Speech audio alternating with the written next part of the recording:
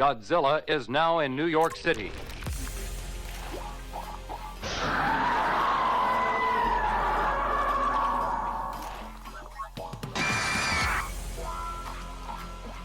Monster 01 and 02, commence the attack.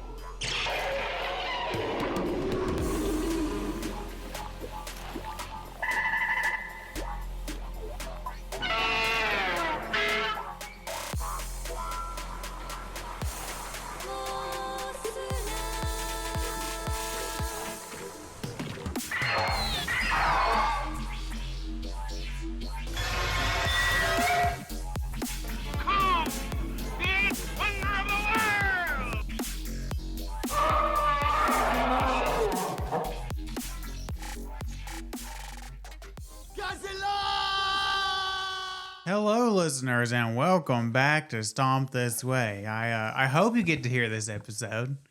I know it's been a couple weeks since you heard from us. We had, of course, an episode scheduled last week over Space Monster Wong Mogwai, or whatever it was called. Yeah. And we watched the movie. We recorded the podcast. And then I lost the micro SD card that I had it recorded on.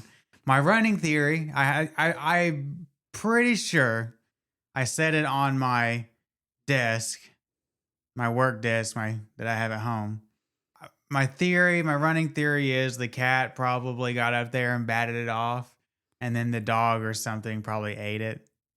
That's the theory I'm running with, because we have tore this house apart looking for it. And no bueno. So, I am a completionist. Does it bother me that episode didn't come out last week? Yes. Did it bother me enough to re-record the episode? No. And spoiler alert, the movie was terrible. Oh, yeah. We gave it the old double F. It was a very short episode because it was just so bad. Yeah, I mean, it was, I don't know, it was a pretty average episode. But yeah, it was terrible. It was terrible. It's a bad movie. I mean, the only reason to watch it would be for the novelty of it being the first Korean kaiju movie, or the oldest surviving Korean kaiju movie. Other than that, I wouldn't bother. But and we also talked about all the Godzilla Day announcements and festivities at the end of that episode, but we'll kind of recap that at the end of this episode since you didn't get to hear that.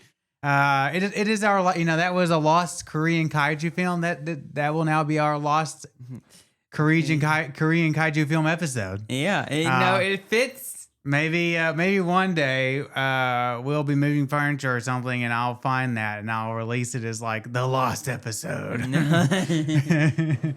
But for now, we're moving on. I took the opportunity to buy some better SD cards, multiple SD cards. So yeah, we took the opportunity to improve, as we should. But we got a new movie this week. What is that movie, Andrew? That movie is the 7th Voyage of Sinbad. That's right. This is a movie that I've obviously heard a lot about over the years. Much like the last Harryhausen movie we did. What was it called? There's a lot of Harryhausen. The last one we did. Oh yeah. Jason and the Argonauts. Yeah. I've heard a lot about this movie, but never watched it. So this was the first time watching it for me. Andrew, have you ever seen this movie before? Do you think I've ever seen it before? I don't know. You could have. No, I have not. Okay. Well, all right. Well, let's get to some production trivia. This movie is based on Middle Eastern folktales collected in the collection 1001 Nights. I did not read the Seventh Voyage of Sinbad. It is named after a tale titled The Seventh Voyage of Sinbad the Sailor, but I did not read that, in part because the film doesn't really follow the seventh voyage. It pulls most of its stuff from the third and fifth voyages, but I didn't feel like reading 7 voyages of Sinbad. So I didn't read it. So, oh well. This started filming in August of 1957. Took Harryhausen 11 months to complete the stop motion sequences. This is the first Harryhausen film to carry or the first film period to carry the Dynamation label that you saw at the beginning, which is Harryhausen's stop motion effect that he used or whatever he called it. In 2008, the film was selected for preservation in the National Film Registry. While the Cyclops is the most recognized creation from the film, Harryhausen has stated that the Cobra Woman was his favorite. Originally, the ending was supposed to feature two Cyclops fighting against each other. However, this was changed to have the Cyclops battle a dragon. The dragon model was 3 feet long and unwieldy, so it took Harryhausen 3 weeks to film the sequences with the dragon. He wanted to animate the fire breath, but it was deemed too expensive, so he filmed a flamethrower being shot and superimposed it into the film.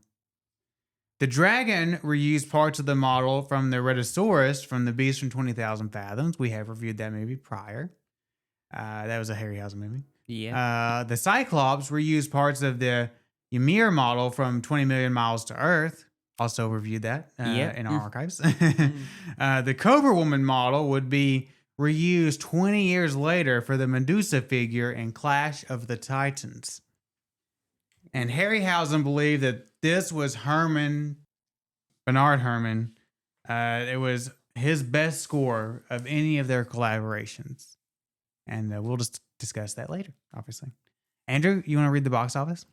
Well, I guess I can. Okay. Well, the box office is as follows. Ooh. Released December 17th, 1958. Old movie. Old movie. The budget of it was $650K. Ooh. Not bad. Not bad. Total box office of $6 million. All right, yeah. So roughly a success. Success. A success. That's why Harryhausen got to make it. $650,000 back in '58 with a lot of money. That was quite a bit of money. Yeah, that was. But yeah. So anyway, we're gonna listen to the trailer. We're gonna come back. We're gonna talk about the cast and crew and the plot summary, and we'll talk all about the 7th Voyage of Sinbad. So see you in a bit. This is Dynamation.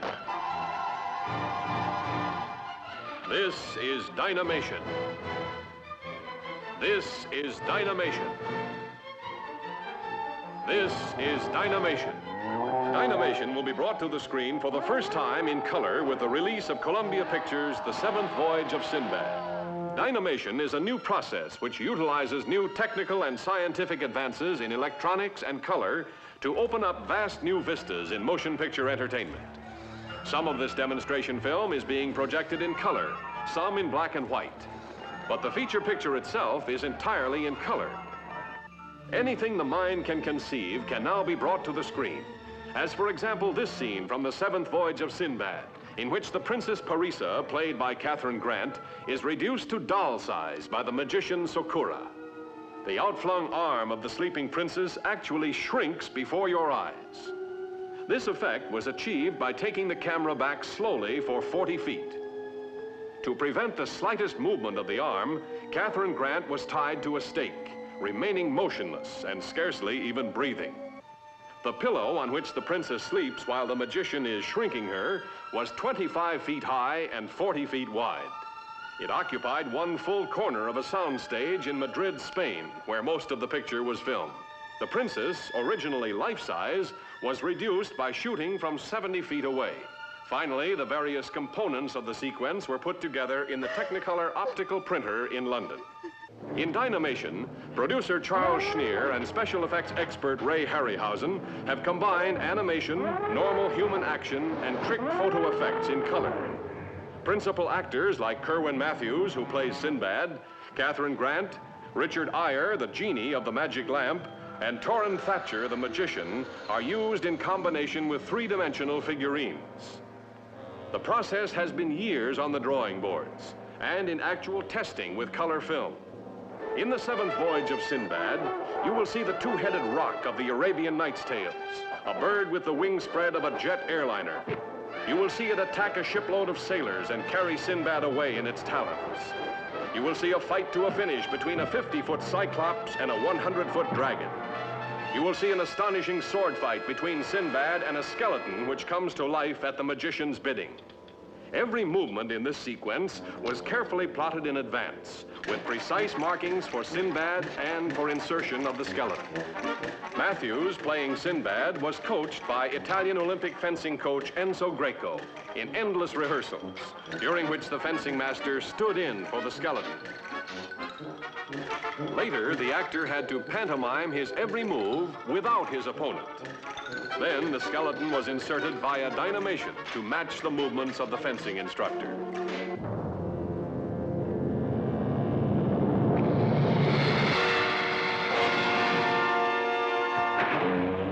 The Seventh Voyage of Sinbad is the eighth wonder of the screen.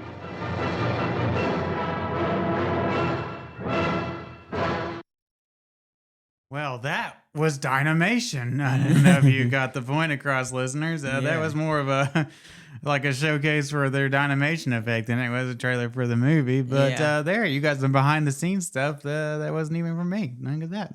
Look at that. Look at that. All right. Well, cast and crew. This was directed by Nathan Juron, written by Kenneth Kolb, music by Bernard Herrmann, effects by Ray Harryhausen, starring Kerwin Matthews, Catherine Grant, Richard Eyre, and Torrin Thatcher.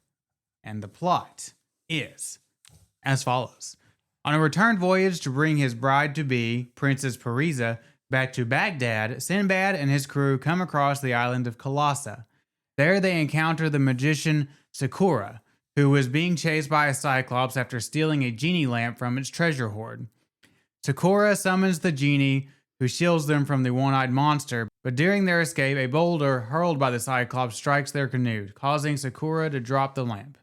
The Cyclops retrieves it and retreats to its cave. Aboard ship, Sakura demands that Sinbad return for the lamp, but Sinbad refuses and continues to Baghdad. He hopes his marriage to Parisa will bring peace between their kingdoms. After a failed attempt to extort the Caliph into giving him a ship, Sakura sneaks into Parisa's chamber while she sleeps and shrinks her to a tiny size. When Parisa's condition is discovered the next morning, Sinbad seeks Sakura's help, unaware that the magician is responsible. Sakura claims he needs the shell of a roc's egg, found only on Colossa, to complete a potion to restore the princess. Sinbad assembles a crew of prisoners and, with Sakura and the miniature princess aboard, sets sail for Colossa. The prisoners soon mutiny and seize the ship, but that night they drift too near an island of wailing demons whose cries drive them mad. One of the prisoners frees Sinbad, who steers the ship through a narrow strait and back to Colossa. Once ashore, part of the crew begins constructing a giant crossbow to defend against the Cyclops, while the others search for a roc's egg. They are captured by the Cyclops and locked in a cage. When Sakura, who split off earlier, arrives, he chooses to pursue the genie lamp rather than free the crew. Parisa manages to unlock the cage despite her tiny size. Sinbad rescues Sakura from the Cyclops but takes possession of the lamp. He then lures the monster over a cliff to its death. The survivors proceed to the Rock's Nest, where they kill a newly hatched chick for food. Inside the lamp, Parisa learns that the genie longs to be freed, which can only happen if the lamp is cast into fire. The adult rock soon returns, attacking the men and carrying Sinbad back to its nest. Sakura seizes Parisa and flees to his underground lair. When Sinbad awakens, he summons the genie, who leads him across the island to Sakura's cave. With the genie's help, Sinbad slips past Sakura's guard dragon and forces the magician to restore Parisa to full size. When Sinbad refuses to surrender the lamp, Sakura animates a skeleton and orders it to kill him. Sinbad destroys the skeleton and escapes with Parisa and the lamp. Parisa throws the lamp into a river of lava, freeing the genie. As they flee, another Cyclops appears. Sinbad frees the dragon, which kills the Cyclops, but Sakura orders the beast to turn on Sinbad. The remaining crew use the giant crossbow to kill the dragon, its falling body crushing Sakura. Back aboard the ship, Sinbad and Parisa meet the newly freed genie, now simply Barani, a cabin boy, who has brought the Cyclops treasure on board as a wedding gift. Sinbad sets sail for Baghdad as the screen fades to black. More or less? More or less. More or less the plot.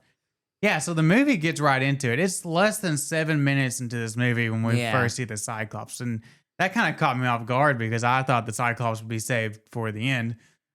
But we actually get quite a bit of Cyclops in this movie. Yeah. But it opens with they're on their voyage. The men are starving and hungry. We get the idea they've been out at sea for a while. So they find this island and they go ashore, and first thing they see the next morning is this magician, Sakura, running out of this cave that has a face carved on the entrance. And right behind him is the Cyclops. And the Cyclops, they go to fighting the Cyclops and is beating him up. Yeah. And then Sakura summons the genie.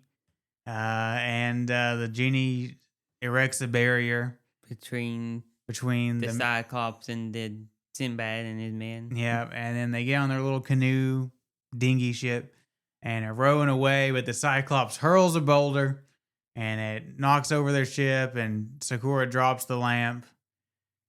But then they, swim back to the ship, and the Cyclops grabs the lamp and goes back to his cave.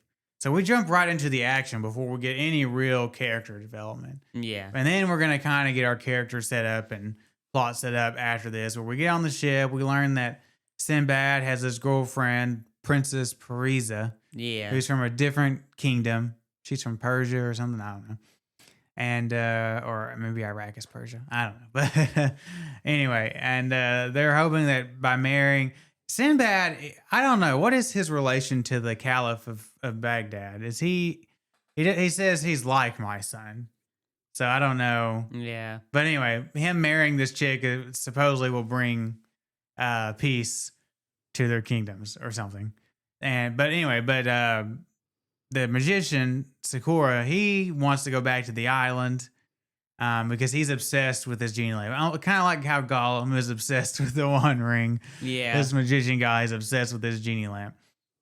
But Sinbad is like, no, we're not going to do that. Yeah. And they go back to Baghdad, and we get a pretty neat sequence, I think, of Baghdad, and you get to see, kind of or at least this movie's interpretation of 6th or 7th century Baghdad, and very colorful, and all the colorful wardrobe and all their dances and music and all of this stuff.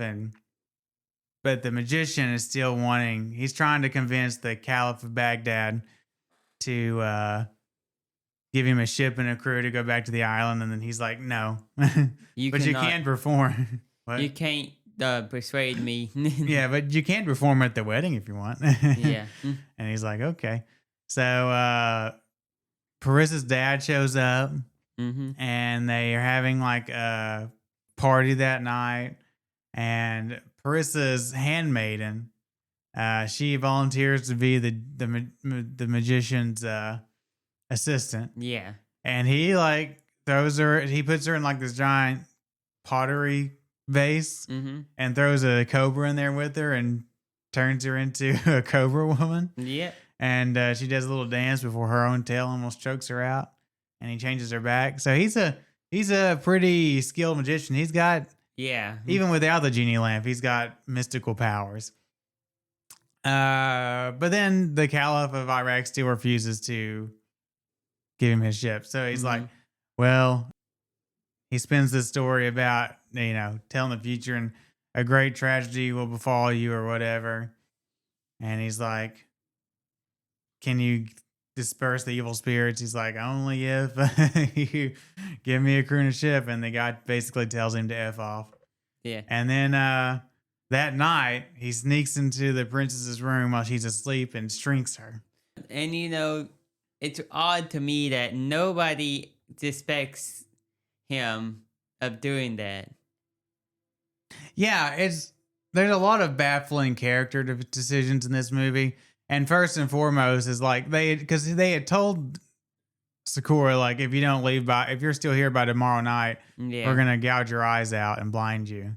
And he's obviously kind of hostile. Yeah. And he's like the one magic man in the city. And that they don't immediately suspect that he is behind. Yeah, the other king, the other ruler of the kingdom suspects Paris's dad is mad at the Caliph because he thinks that they're behind it for some reason. You're like, how did you come to that And then conclusion? Sinbad immediately runs and somehow immediately knows where Sakura is and finds him. And I'm like, well, obviously he's guilty, but whatever. Yeah. They suspect nothing because they're stupid. And he's like, basically says, will you help us? And he's like, well, if you've got in order to fix her, you've got to get the eggshell of a rock. And they are conveniently placed on the same place. Yeah, which only live on the mountaintops of the island of Colossa. Yeah. I guess it was kind of weird, but I guess he lives on the island of Colossa. Yeah. Because at first I was a little confused at the very beginning of the movie. I was like, did he come with Sinbad? Or did they pick him up? But it's made pretty clear pretty quick that he actually lived on Colossa. Mm-hmm. Which means he was really lucky that those people just happened to stumble across the island right as he was running out of that cave. Yeah. But anyway.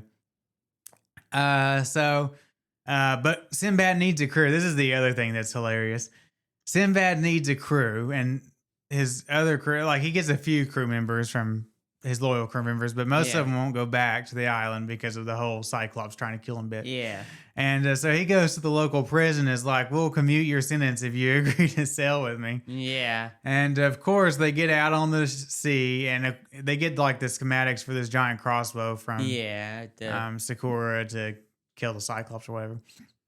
But they get out on the sea, and immediately the next night, the prisoners mutiny.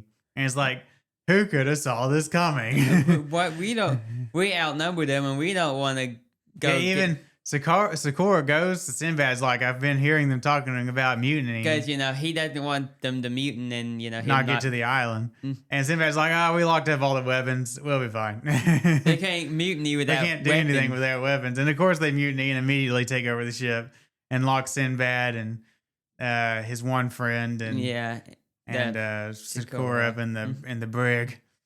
But Sakura like places a curse on them and tells them that they'll be begging for mercy by nightfall. And he's like, well, the currents are they don't know this, but the currents are gonna take us close to this island that has the wailing demons. That's right across from it's just to the south of Colossa.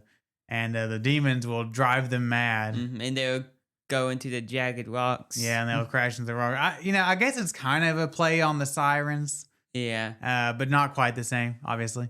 So anyway, they go mad, and they're all covering their ears and going crazy. And Sinbad and them, the other two, put wax on like cotton and put in their ears. And I do love like the one like ringleader of the prisoners. Yeah, he's just like this big old burly guy, and he's very just like charismatic, I guess. But at one point he gets up on the crow's nest and starts beating the lookout to death with the spyglass. Yeah. And then falls off. But anyway, one of the guys goes and lets Sinbad free so that he'll rescue them, and he sails them through the strait, I guess. And they get to Colossa. So they get to Colossa. And everybody's like, we'll follow you now. Yeah, we'll follow you now. So that was kind of the first act, I think, and now we're gonna get into the second act. As we get to Colossa, they start assembling their crossbow right outside of the cave of the Cyclops, like daring it to come out. Yeah. And anyway, so a group of them go to get the eggshell, and of course Sakura's like, well, we're gonna split up into two groups, so if one gets captured, the other can save the other group. And I guess he has devious plans. He's cooking something up. And so Sinbad and his posse go, and they're going down to the valley of the Cyclops, and they stumble upon the treasure of the Cyclops. Yeah. And of course, his delinquent crew wants to just take the treasure and go. Before that, he finds his first mate, snuck. Yeah, he told the first mate to stay back and man the crossbow, but he's like, I ain't doing this. And he's put somebody else in charge and goes looking for Sinbad. And but they find the treasure, and he gets into a fight with his crew over the treasure. But then the Cyclops comes and like rips the roof off and starts attacking, and just picks him up and sticks him in a little cage he's built. And his poor first mate gets like put on the rotisserie thing. on the stick, and it gets rotated over the fire. Yeah. And then Sakura comes, but he just leaves him in the cage. He goes after the genie lamp. So they brought along, another thing I didn't really understand was he brought, I don't know why he just didn't leave. Well, because he doesn't trust the prisoners with leaving her on I guess, board. and she had to go. She has to be there at the cave. I don't know, but it was a little weird that he didn't find a safe place to put her instead of bringing her along on this journey. They had to go along with the journey because they had to go to Sakura's castle. Yeah, that's true. But he could have left her on the ship and got the eggshell, then came back and got her off the ship. But whatever. Well, all of his supplies are in his castle. All Sakura's supplies to make the stuff was in his I know, castle. but he could have left her on the ship until they got the eggshell, and then came back. Well, it doesn't matter. The point is, he has her in this little like box thing, and he lets her out, and she goes, and she's like, "The latch is too heavy." And he's like, well, you got to do it anyway. And she gets out there and she gets it and unlatches them. And he goes, and Sakura has come back out at this point, I think, with the genie lamp. But of course, the Cyclops immediately goes to chasing him. And he saves Sakura, and he eventually gets his first mate off the stick, off the fire. And he's a little out of it. But he gets his torch and like blinds the Cyclops and then like leads it off a cliff and lets it die. But he takes the genie lamp and he's like, I'm keeping this until we get what we need. He didn't trust Sakura with it. But we learned at this point there's more than one Cyclops. I was like, is the Cyclops dead? But no, there's more than one Cyclops. So. It's a Cyclops island. It's this whole Cyclops island. With other giant beasts. Other giant beasts too. Yeah, so anyway. They move on. They move on to get the ROC, not ROCK, rock. It's a giant two-headed bird from Middle Eastern myth, apparently. They're going to get its eggshell. Yeah, they need its eggshell. Well, they find one egg getting ready to hatch, and the men are like, we're hungry. Yeah. So they go to beating it with their tools. Their sticks or something, and it hatches, and then they actually kill the baby chick. And then the mama is mad. The mama shows up. I will say, I saw a lot of, I don't know if they took, I saw a lot of Mothra in this movie. The fact that it was on an island, that there was a tiny woman on it, that there's a giant monster egg. That the giant monster egg hatches a two-headed baby, kind of like in Mothra versus Godzilla, how it hatches twin larvae. So I don't know. They took it from a old story, so yeah. Well, yeah, but I think most people probably this is most of the world's idea of Sinbad, except for the comedian Sinbad, who's a different case altogether. Yeah. Anyway, so yeah, they go and they get the eggshell, but of course, the mama shows up, like you said, and attacks and grabs. And well, before all this happened, Parissa was like, I'm going to go into the genie lamp and talk to the genie. So she slides down into the lamp, and the genie, which we saw the genie at the beginning of the movie, he's actually like presents as a little boy. Yeah. And he's like, well, I'm basically a prisoner in here, and I just want to be free. I'm a slave to whoever summons me. Yeah. And there's like this inscription on the wall that basically says something about that which was big, which is now small, must be cast into the fire to be big again, or something. And it's like, is that about her or is that about him? It's about him. But anyway, she comes out and he tells her the magic phrase to get him to come out of the lamp. And she gets out and tells her boyfriend, Sinbad. Her fiance. And anyway, so yeah, the bird attacks and it carries off Sinbad to its nest. And while all this is happening, Sakura gets into a tussle with the first mate over the lamp because, Sinbad dropped it. Now, the first mate is able to throw it to Sinbad before he gets carried off. But then Sakura takes a spear and kills the first mate and then takes Parissa hostage. Yeah.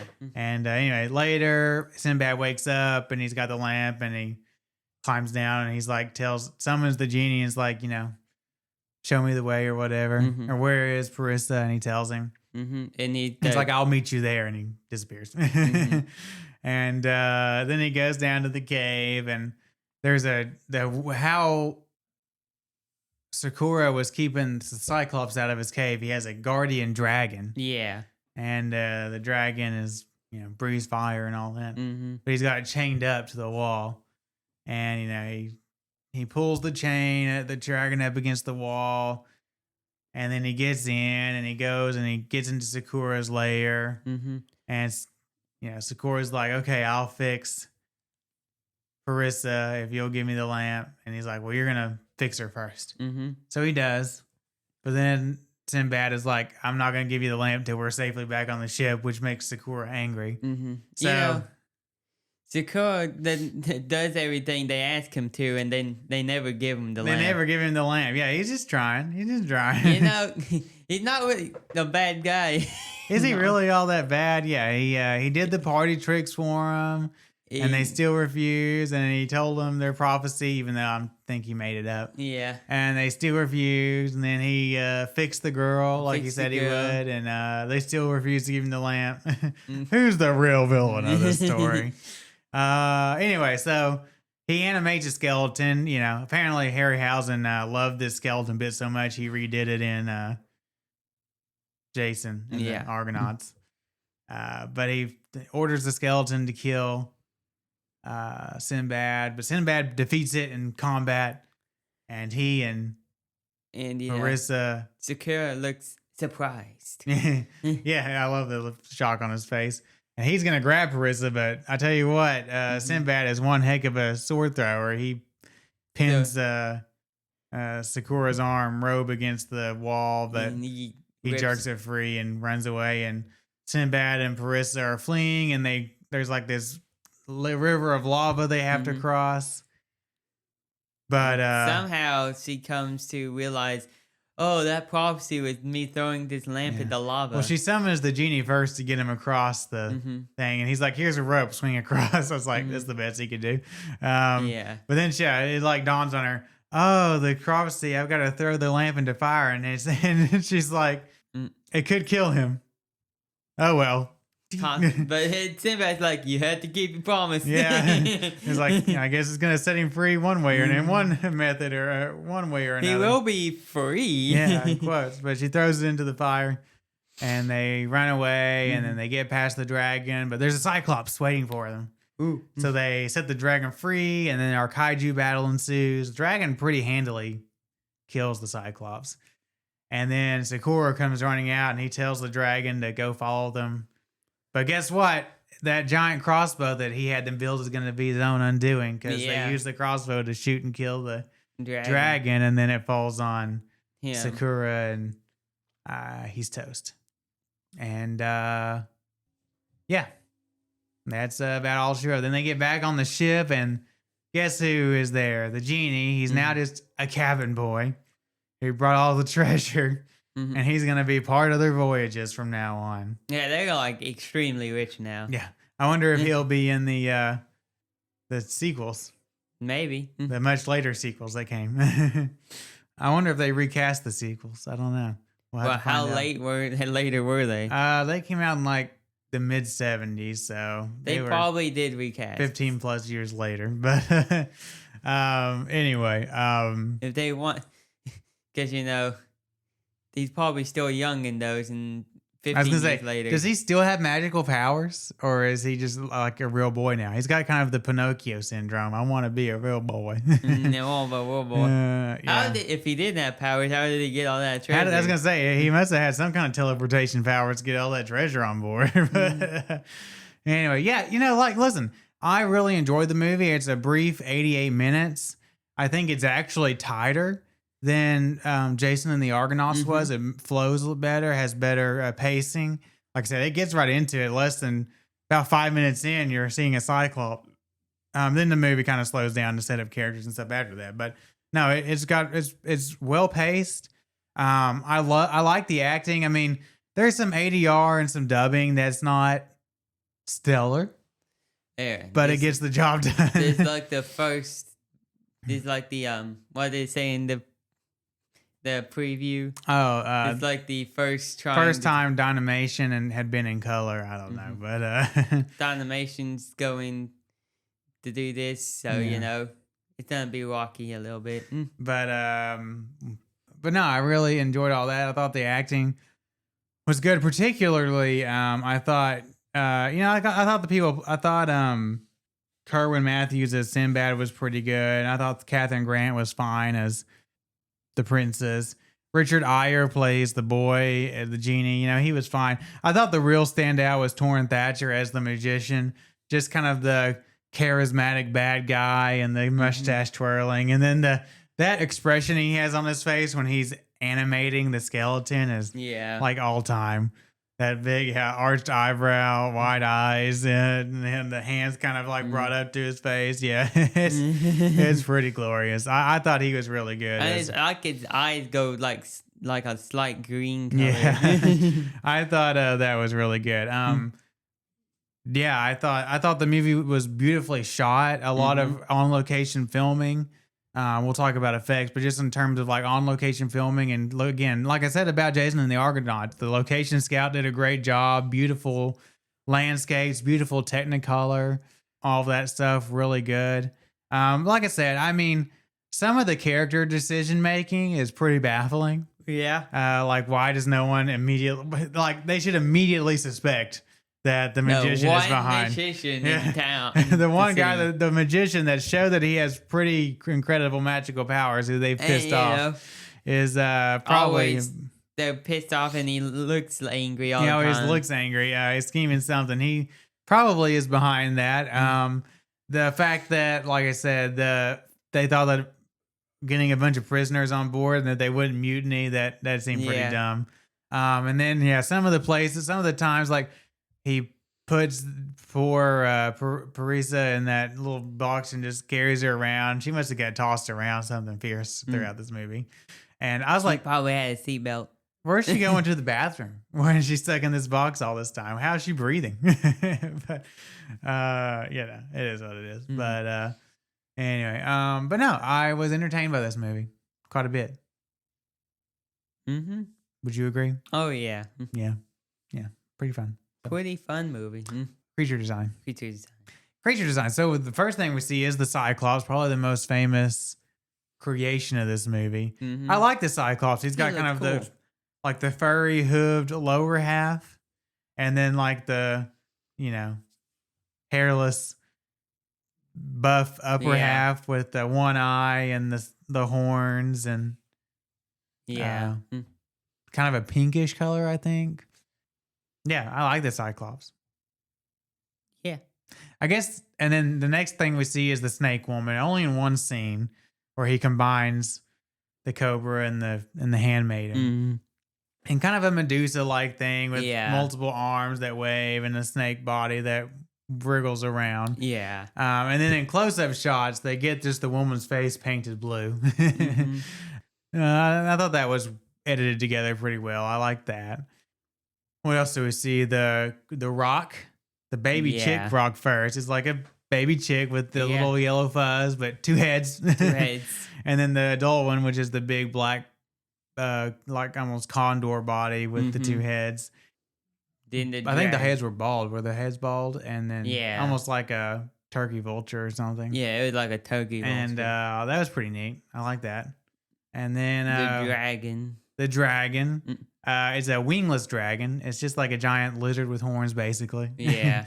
And not an actual lizard that they glued some horns on like that one Lost World movie we watched. Yeah. But it's a claymation lizard. Breathes fire. I thought the fire effect, just for it being superimposed was pretty good. I like the dragon. And the skeleton, which, it's a skeleton, just like Jason and the Argonaut. It's a well-animated skeleton. A well-animated skeleton. And effects.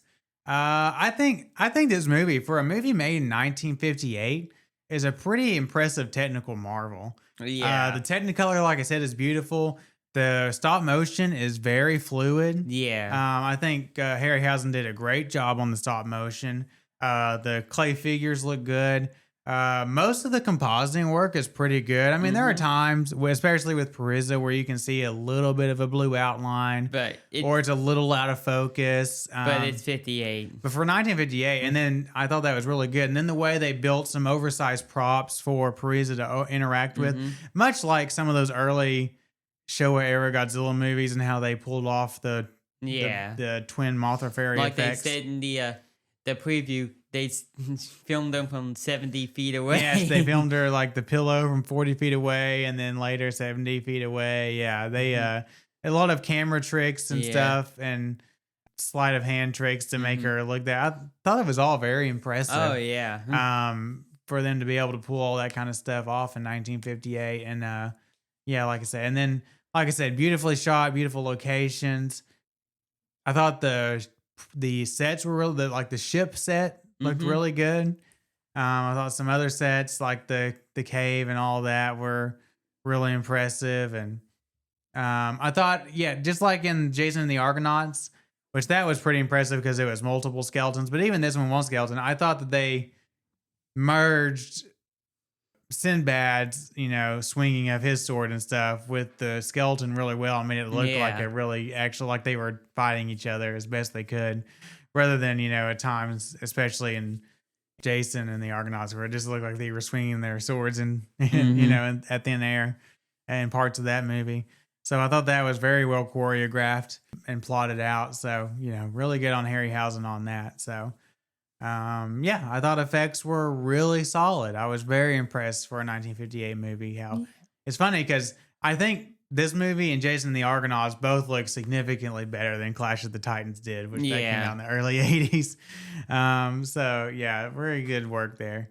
And then score, I agree with Harryhausen. I thought this is a really good score. That score, especially that main theme that they play over the opening credits and then a couple times throughout the movie, is really good. It's kind of, I don't know how you describe it, kind of operatic, just very, and I think it was kind of trying to give you like a Middle Eastern vibe, like at least their idea in 1958 of a Middle Eastern vibe, but very grand and thematic, and I liked it a lot. Yeah. All right. Final thought. Why don't you go for it? Well, yeah, because we said this movie's pretty good. It's way better than what Aaron said. Clash of the Titans effects and all that. And back in the 80s, not back in the in the future in the 80s.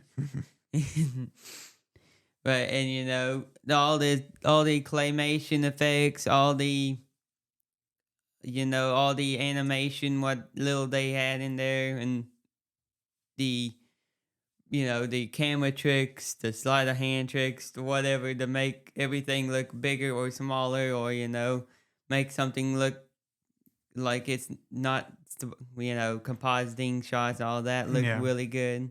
Yeah. The acting in this movie, I like the acting. All the actors do a pretty good job with their roles, making you believe that they're actually acting and not just reading a script. Yeah. Straight from a script. Yeah. From a teleprompter somewhere. Yeah.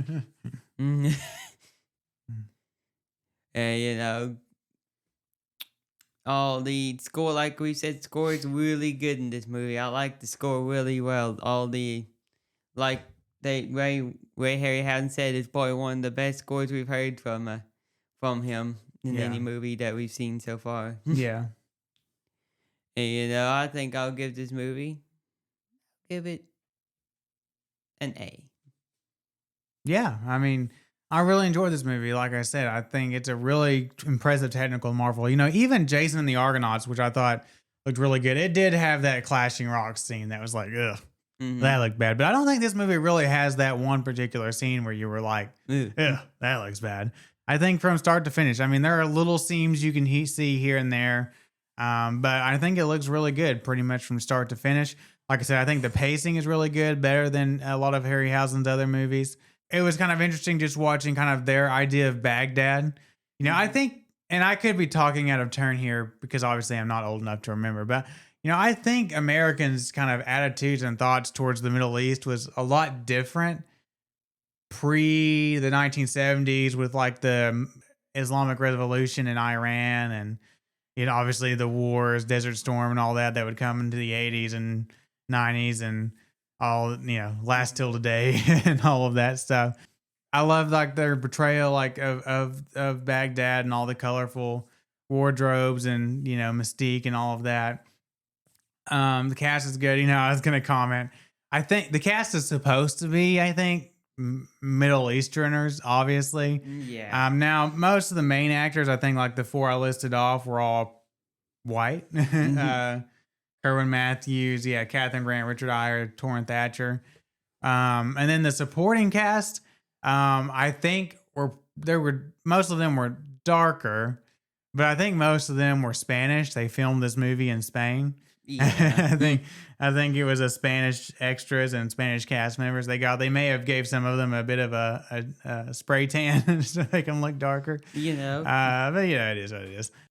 But no, I really enjoy this movie. I think it's a really fun fantasy adventure, a really great Schneer, Harryhausen collaboration, and maybe one of, if not my favorite, Harryhausen movie we've watched so far. Ooh. I don't know. I think I did enjoy some of the older ones like the Beast from 20,000 Fathoms, the 20 Million Miles to Earth, and stuff like that. But yeah, it's a really good movie. I'm gonna give it I'll give it like an A-.